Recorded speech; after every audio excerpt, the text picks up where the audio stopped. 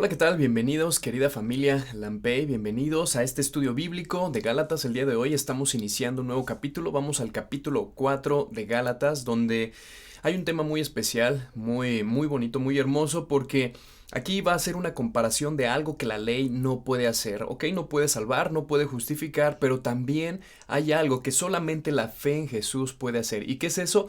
Es que Dios nos adopta y nos llama hijos. O sea que tú y yo podemos ser hijos de Dios cuando tenemos fe en Jesús. Y esa fe nos hace hijos. Algo que la ley no puede hacer. Así que, bienvenidos.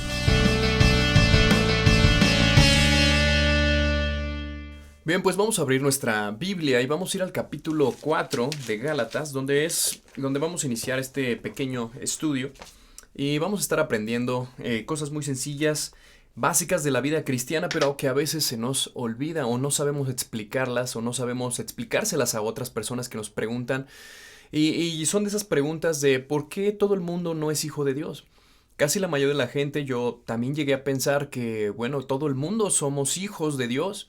No hay distinción de razas, ni credos, ni edades, ni nada. Todos somos hijos de Dios, pero la realidad y a la luz de la palabra es que no es así. Todos somos creación de Dios. Dios nos creó. Dios nos da un propósito, Dios nos crea por un propósito, pero para poder ser hijos de Dios, o sea, que Él nos adopte, es una cuestión que tiene que ver con Él, ¿no? Y con nuestra fe en Jesús. Así que vamos a iniciar así nuestro estudio, vamos a leer ahí el versículo 1, ahí en Gálatas. Así que acompáñame, dice así: pero también digo, entre tanto que el heredero es niño, en nada difiere del esclavo, aunque es señor de todo. Aquí la palabra niño en el griego, en esta porción es napeos. Napeos quiere decir, esta palabra griega quiere decir que es un niño, pero es un niño pequeño, un niño que no ha alcanzado madurez, un niño que no puede tomar decisiones él solo. Él necesita de tutores, él necesita de guía, necesita todavía de sus padres. Es un pequeño niño. En cambio, la porción del capítulo 3, versículo 26, dice ahí: pues todos sois hijos de Dios por la fe en Cristo Jesús. La palabra hijos, que dice ahí hijos de Dios, esa palabra hijos es otra palabra griega que no es la misma que acabamos de decir, napeos, sino es la palabra hueos. Y la palabra hueos, que del griego quiere decir que es un hijo ya maduro, el cual puede tomar decisiones. Es un hijo legítimo, es alguien que va a tener el anillo del sello del Padre, que tiene la autoridad sobre todas las cosas del Padre, o tiene que ver con esa familia en cuanto a herencia. Son dos palabras diferentes. Entonces, encontramos ahí en el versículo 1 que dice: también digo que entre tanto que el heredero es niño, en nada difiere del esclavo, aunque es señor de todo. ¿Qué quiere decir? Está hablando de una persona que quizá es rica, que es dueña de propiedades, y esta persona pues tiene un niño, ¿no? Tiene un pequeño, tiene un hijo. Pero este hijo no se va a diferenciar, como dice acá, de los hijos de los esclavos.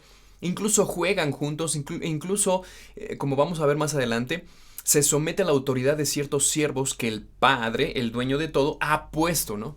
Este pequeño aún no se diferencia, o sea, aún no es el dueño, aún no tiene la autoridad sobre los demás. Es un niño y puede jugar con los niños de los esclavos o los hijos de los siervos. No hay ninguna diferencia hasta ahí porque es un niño inmaduro. Eso es lo que nos está diciendo acá. Versículo 2 dice: sino que está bajo tutores y curadores hasta el tiempo señalado por el Padre. Quiere decir que este pequeño niño, en estas casas, en estas haciendas o en estos lugares de personas con esta riqueza, bueno, este niño está bajo cuidadores o tutores que el padre contrata para que el niño aprenda a leer o a escribir, o que el niño vaya a la escuela, o que el niño sea educado a la manera en la cual pues esa familia está acostumbrada. Entonces el padre contrata esos siervos para que lo eduquen, lo vayan guiando, y entonces el papá, cuando vea cierta madurez, cuando sepa o vea él que ya puede tomar decisiones por él mismo y es responsable, entonces ha alcanzado, ¿qué quiere decir? La mayoría de edad, y el padre lo decide. No es como el día de hoy que nos dictan, ¿no? Que ya hay una ley, a partir de los 18 años ya te consideran mayor de edad, ¿no? En otros países, bueno, a los 21 años, en otros países cambia, pero está más o menos entre esas edades. Y nosotros podemos ver que aún los jóvenes de 18 años aún no son maduros, aún no pueden valerse por sí mismos, aún no toman decisiones importantes, aún sus padres los tienen que estar empujando y estar guiando, aún no son maduros. E incluso en algunos otros países, cuando la mayoría de edad es 21 años, aún teniendo 21 años, los jóvenes muchas veces todavía no alcanzan esa madurez. No así, también he conocido personas o jóvenes, 18 años y tienen esa madurez ya de tomar decisiones que hasta te sorprenden, ¿no? Porque es raro, pero sí existen.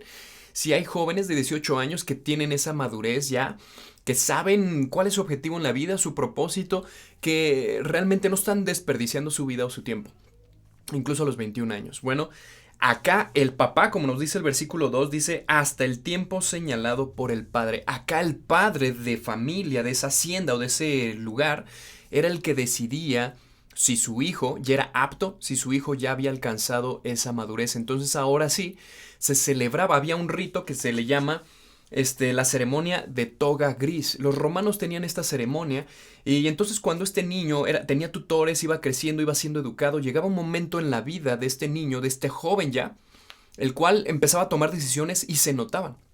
Se notaba esa madurez.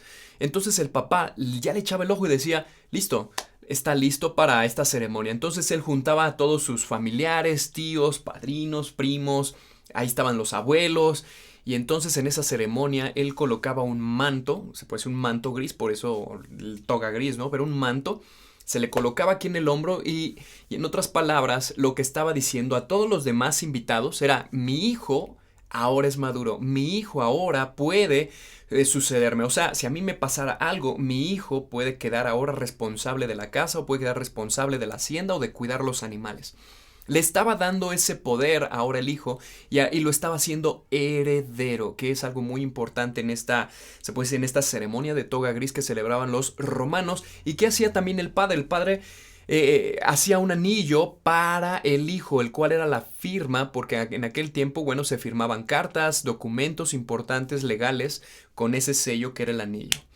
Así que esta gente de acá de Galacia Menor o de Galacia del Sur conocían esta tradición, conocían esta ceremonia. Por eso es que Pablo aprovecha poniendo este ejemplo de que la ley eran esos tutores, de que la ley consideraba que aún eran niños, aún no alcanzaban ese prestigio de ser un niño o un joven ya adulto. Hasta que el Padre lo decidía. Hablando del pueblo de Israel, era hasta que el Padre, Dios Padre, ahora sí viera los tiempos necesarios y entonces ahora sí fueran redimidos, como vamos a ir a ver más adelante. Bueno, vamos al versículo 3 antes de continuar explicando, porque el mismo pasaje nos va a estar explicando de una manera increíble y poderlo entender mejor. Dice el versículo 3. Así también nosotros, cuando éramos niños, estábamos en esa esclavitud, bajo los rudimentos del mundo. Y aquí, rudimentos del mundo, en otras palabras, la ley era lo que nos mantenía esclavos, en este caso a esta iglesia que quería estar bajo la ley, quería estar bajo, se puede decir, ganarse el favor de Dios cumpliendo normas, ritos, circuncidarse. Recuerdan que era el tema, ¿no? de esta carta a los Gálatas, por eso es que Pablo les dice, oh Gálatas insensatos. ¿Por qué tenían que regresar a esos viejos rudimentos? ¿Por qué tenían que regresar a esas viejas tradiciones? Si de ahí somos sacados. Y entonces ellos querían volver a esa esclavitud, ¿no? De la ley. La ley no era mala, sino como hemos visto, la ley servía como tutores, como una guía para llevarnos al verdadero maestro que era Jesús. Lo vimos la semana pasada. En este momento estamos viendo que esta ley, estos rudimentos, son también esos tutores que como niños nos van a ir haciendo crecer hasta que venga ahora sí, ¿quién? Jesús. Jesús que nos va a redimir, hablando del pueblo judío, ¿no? Los va a redimir. Entonces vamos al versículo 4 que dice, pero cuando vino el cumplimiento del tiempo, fíjense bien, cuando el papá decidió que su niño ahora era un joven y ya es maduro, ya es mayor de edad, ahora sí lo voy a hacer mi hijo heredero, le voy a dar mi anillo, ahora sí lo voy a presentar delante de todos y le voy a poner esa toga. O sea, recordemos esa historia como viene con esa introducción Pablo. Dice, cuando ahora sí venga el tiempo, ¿quién lo decide? El Padre. Dios decidió, ¿cuándo? Enviar a su Hijo Jesús al mundo. ¿Por qué? Porque ya era tiempo. Era tiempo de qué? De que el pueblo de Israel, se puede decir su hijo pequeño, guiado por esa ley, creciendo en esa ley, dijo, ya es el tiempo, ahora sí voy a enviar a mi Hijo Jesús para que sean redimidos. Vamos al siguiente pasaje, versículo 5 dice, para que redimiese a los que estaban bajo la ley, a fin de que recibiésemos la adopción de hijos, ¿ok? Para que redimiese. Entonces Dios el Padre dictaminó los tiempos y dijo, es tiempo ahora de redimir a mi pueblo. Entonces Él envía a su Hijo Jesús y entonces ahora sí, ya no son esclavos más de la ley. Esa ley que los iba guiando, que los iba educando como niños, ¿recuerdan el ejemplo? Vamos entendiendo ahora sí este pasaje, cómo Pablo va usando estos ejemplos. Dice, ahora el Padre dice, ahora es tiempo. Mi hijo ha alcanzado esa madurez, es tiempo de redimirlo, es tiempo de hacerlo heredero. Entonces, ¿cómo lo va a hacer? Pues adoptándonos. ¿Y cómo es la manera? Es a través de su Hijo Jesús. Según el versículo 4 dice, pero cuando vino el cumplimiento del tiempo, Dios envió a su Hijo, nacido de mujer y nacido bajo la ley. Esto nos recuerda a que su Hijo Jesús realmente era 100% hombre, pero también es 100% Dios, como nos muestra la Escritura. 100% hombre, 100% Dios.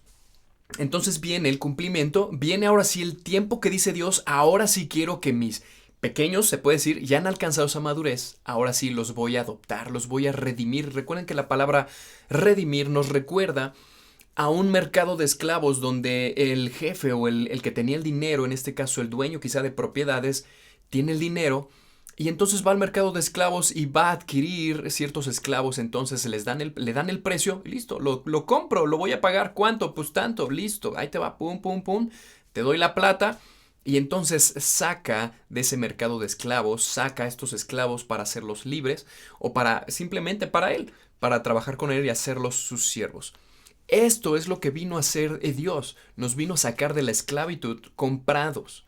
¿Y cuál fue el precio? El precio fue su vida, el precio fue la sangre de su Hijo Jesús. Ese fue el precio por el cual nosotros podemos ser redimidos, o sea, sacados de la esclavitud, que bueno, para el pueblo de Israel era la ley, que los hizo esclavos, para nosotros también, porque queremos ganarnos el cielo siendo buenas personas.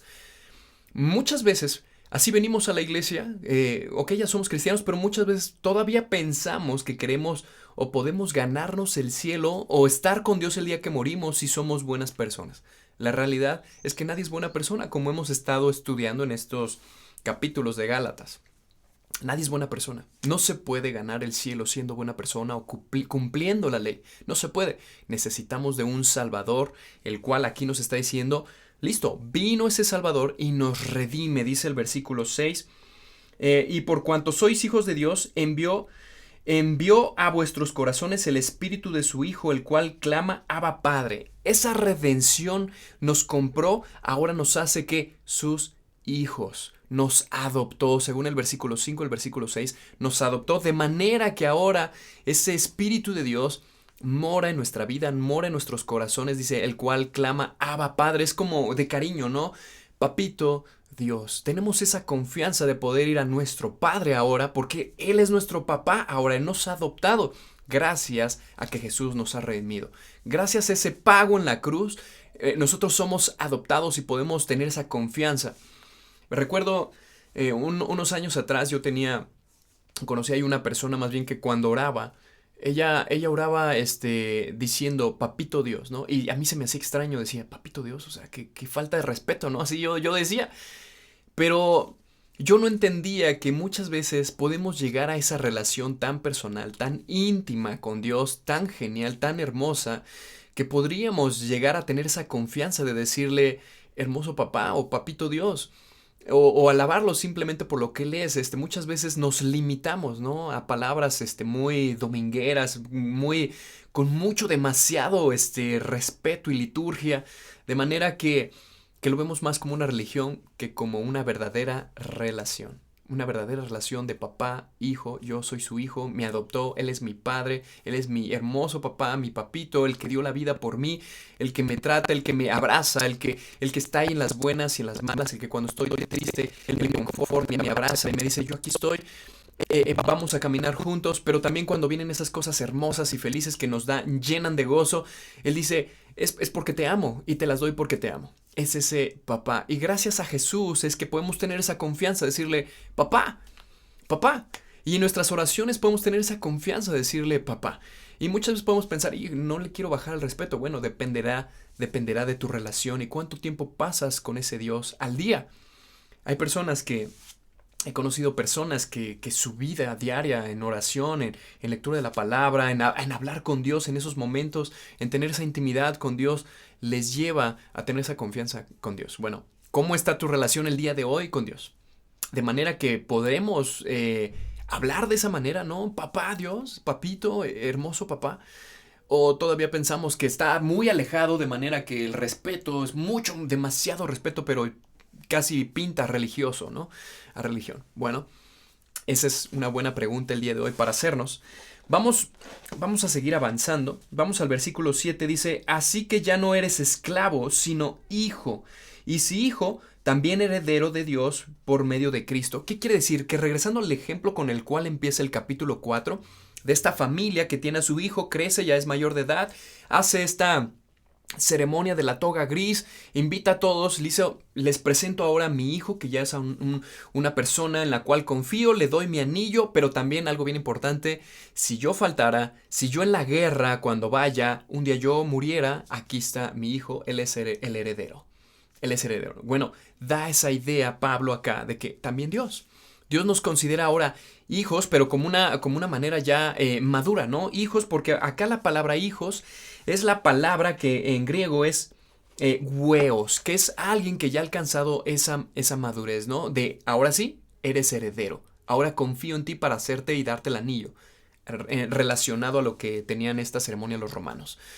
Ahora dice Dios acá, listo, por medio de Jesús podemos ser hijos de Dios. ¿Qué quiere decir acá?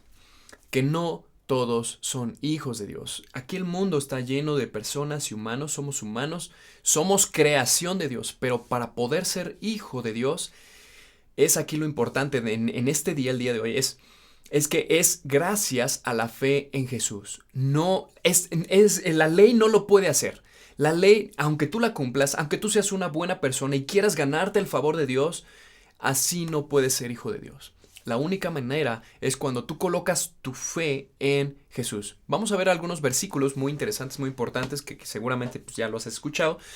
Y uno de los primeros, como requisito de ley, hasta lo debemos de memorizar, es Juan capítulo 1, versículo 12, que dice, un versículo atrás dice, a los suyos vino, pero los suyos no le reconocieron. Más, y aquí nos conecta a ti y a mí, más, a todos los que le recibieron y creyeron en su nombre, les dio la potestad de ser hechos hijos de Dios. ¿Qué quiere decir ese versículo? Que si tú quieres ser hijo de Dios, yo quiero ser hijo de Dios, la manera es que tú creas en su nombre, creas que realmente Él es el Hijo de Dios, que Él murió por nuestros pecados, creas eso, pero también que le recibas, porque también hay mucha gente que cree que existe un Dios.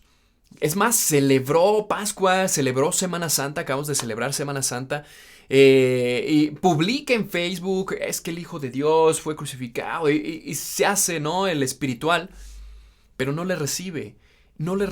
¿Cómo vamos a saber eso? Fíjense bien los demás versículos. Vamos a ir a Romanos, capítulo 8, vamos a ir a Romanos, por favor trasládate ahí a Romanos, capítulo 8, versículo 16 y 17, dice, el Espíritu mismo da testimonio a nuestro espíritu de que somos hijos de Dios. Si tú ya eres hijo de Dios, si tú ya has aceptado a Jesús, le creíste, listo. Ahora Jesús, el Espíritu de Dios habita en nosotros. ¿Qué quiere decir? Que ese Espíritu nos dice y nos da la paz y nos da la tranquilidad y nos dice, tú eres hijo de Dios. No hay duda, no tengas duda, eres hijo de Dios. Bueno, ¿tú sientes o tú percibes eso ahora mismo? Tú puedes decir, yo soy hijo de Dios. ¿Tienes esa seguridad? El Espíritu Santo, el Espíritu de Dios que mora ahora en ti es el que te dice, según este pasaje, es el que te confirma, el que te da esa seguridad. Eres hijo de Dios. No te preocupes, estás en manos de Dios. Él es tu papá. Él va a proveerte, Él va a cuidarte, Él va a guiarte, Él es tu pastor. ¿Sí ves? Es el Espíritu de Dios el que nos da esa seguridad. Fíjense lo que dice el versículo 17 de Romanos 8. Y si hijos, también herederos de Dios y coherederos con Cristo, si es que padecemos juntamente con Él, para que juntamente con Él seamos glorificados. ¿Qué quiere decir? que así como Cristo, Hijo de Dios, es heredero, nosotros somos coherederos porque somos adoptados. Ahora también Él nos llama hijos. Así que somos herederos con Cristo de las promesas, somos herederos de grandes cosas que vienen en un futuro, que más adelante podemos hablar de todo ese paquete, de lo que viene, son tiempos proféticos. Pero bueno, somos herederos.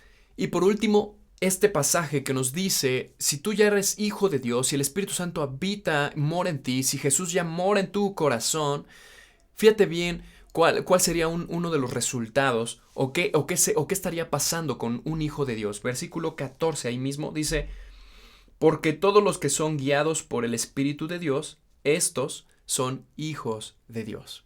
Muy claro. Realmente la palabra de Dios es muy clara, es clara como para que un niño lo pueda entender también. Dice, porque si los que son guiados por el Espíritu de Dios, estos son hijos de Dios. La pregunta es si tú y yo somos guiados por el Espíritu de Dios. ¿Eres guiado por Dios? ¿O aún tú tomas las decisiones? ¿Aún es tu plan, es tu vida?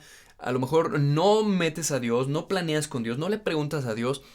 Bueno, te tendrás que preguntar si realmente eres hijo de Dios, si realmente eres heredero, si tú ya llegaste a ese punto de creerle, porque a lo mejor crees en Jesús, crees en ese Dios, pero no le has aceptado, porque no eres guiado por ese espíritu. Ahora, los que son guiados por ese espíritu, recuerda, también hay frutos. Hay frutos por ser guiados, simplemente por ser guiados por ese espíritu, que es el de Dios. Hay frutos, los cuales también aquí en esta misma carta, desde el capítulo 5 y 6, nos va a hablar de esos frutos, esos resultados de una persona que es guiada por el Espíritu Santo, que realmente es un hijo de Dios. Hay frutos. Entre ellos los que podemos recordar es amor, hay gozo, hay paz, hay paciencia, hay benignidad, hay templanza, hay fe, hay mansedumbre. Son personas que están aprendiendo, claro, hay diferentes niveles, claro, de madurez, pero estamos aprendiendo a perdonar, estamos aprendiendo a controlar nuestras emociones, a tener dominio propio. Estamos aprendiendo a que las cosas que nos rodean no nos deben afectar, de manera que podemos tener templanza o paz en medio de la tormenta. Ese es un hijo de Dios que se está dejando guiar por el Espíritu. En cambio, los que se dejan guiar por su carne, porque no está el Espíritu seguramente ahí, se dejan guiar por su carne y le dan vuelo, ahí nos dan también los frutos, ¿no? Hay ira, hay divisiones, hay discordias, no hay perdón, todo lo contrario, ¿verdad? Todo lo contrario, hay pecado. Entonces, la pregunta de hoy para ti, para mí es, si tú ya eres un hijo de Dios, ¿ok? Si eres hijo de Dios, ya has creído, le has aceptado, ok, ¿te dejas ahora guiar por el Espíritu de Dios? ¿Qué tanto te dejas guiar por Dios? ¿Qué tanto te dejas guiar? ¿Qué tanto haces caso a la palabra de Dios? ¿Se nota en tu vida? ¿Están ahí esos frutos? Por lo menos uno, porque bueno, hay una lista de como de 8 o 9. Bueno, por lo menos uno está ahí, o 2, o 3, o 4. ¿Cuánto te dejas tú guiar por ese Espíritu? Es una buena pregunta, ¿no? El día de hoy, y nos desafía aquí a todos a hacernos esa interrogante, ¿no? ¿Qué tanto me dejo guiar por Dios? Vamos a avanzar al siguiente versículo. Versículo 8 dice, ciertamente en otro tiempo, no conociendo a Dios, servías a los que por naturaleza no son dioses. Los que por naturaleza no son dioses. Recuerden que el pueblo de Galacia, un pueblo griego, con mucha influencia también de otras partes, incluyendo también este imperio romano, toda esa influencia de estas iglesias, les dijo, bueno, recuerden que ustedes en otro tiempo seguían otros dioses, ídolos pues, y no, por naturaleza no son dioses. Claro, porque ellos creían en diferentes dioses, ¿no? Ustedes pueden recordar ahí a Júpiter, bueno, que en los griegos pues es Zeus, y todos esos dioses, ellos venían de este paganismo. Bueno, tú y yo también venimos muchas veces de tener ídolos, ya sea como el dinero, el trabajo, o realmente ídolos reales. Creías en tal santo y tenías ahí incluso a la muerte, o tenías quizá a las ciertas vírgenes, porque hasta eso hay muchas vírgenes, y para todo hay santos y para todo, ¿no? Entonces nosotros veníamos creyendo que estas cosas quizá tenían poder o nos escuchaban. Cuando son de barro, son de yeso, tienen ojos, no ven, tienen labios, no hablan, tienen pies, no se mueven, pero el que sí gana dinero es el que las hace. Y nosotros y los que estábamos ahí éramos engañados. ¿Cuánta gente el día de hoy es engañada por todo eso? Pero cuando vienes a creer y tu fe la pones en Jesús, eres liberado de todo eso y el Espíritu te empieza a guiar y te das cuenta.